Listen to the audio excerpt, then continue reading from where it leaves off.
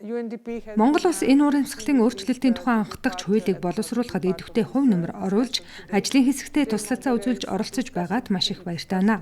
Энэ жил хуулийг батлахад маш чухал ач холбогдолтой жил болж байгаа.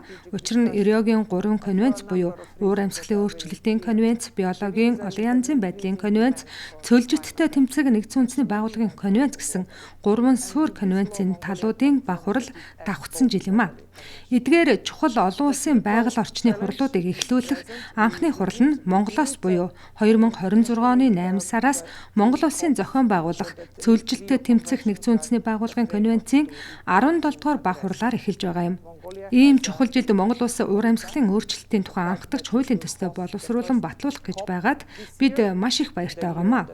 Энэ бол Монгол улсын олон улсад үзүүлж байгаа манлайлал болон үндэсний түвшиндээ уур амьсгалын өөрчлөлтийн чиглэлээр үзүүлж байгаа манлайлал юм а.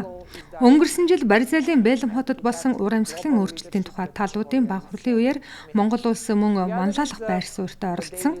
Уур амьсгалын өөрчлөлттэй холбоотой үндэсний хувь нэмэр гэж байдаг. Үүний 3 дахь шинчилсэн амлалтыг танилцуулсан юм а. Энэ амлалтаа хэрэгжүүлж байгаагаа олон нийтэд олон улсад харуулах гол арга хэмжээ нь энэ хуулийн төсөл болж байна. Энэ хуулийн төслөөр уур амьсгалын өөрчлөлтийн үйл ажиллагааг зохицуулна. Үүнээс гадна карбон кредит, карбон зах зээлийг зохицуулахад чухал ач холбогдолтой. Нэгдсэн үндэсний байгууллагын хөгжлийн хөтөлбөрийн хувьд бид Монгол улсад үйл ажиллагаагаа явуулсны 50 жилийн ойгоо энэ жил тэмдэглэж байгаа. Энэ хүрээнд сэргээгдэх эрчим хүч, байгаль орчны үйл ажиллагаа болон энэ уур амьсгалын өөрчлөлтөд тэмцэх чиглэлээр улсын хурлын даргын зүгээс манлайлал үзүүлж, чухал хуулиа батлах гэж байгаад маш их баяртай байна. Мөн сэргээгдэх эрчим хүчний чиглэл рүү шилжих чиглэлд учрал даргын санаачлагаар бид Чингэлтэй дүүрэгт яндан буулгах асуудлаар хамтран ажиллаж байгаагаа дурдахад таатай байна.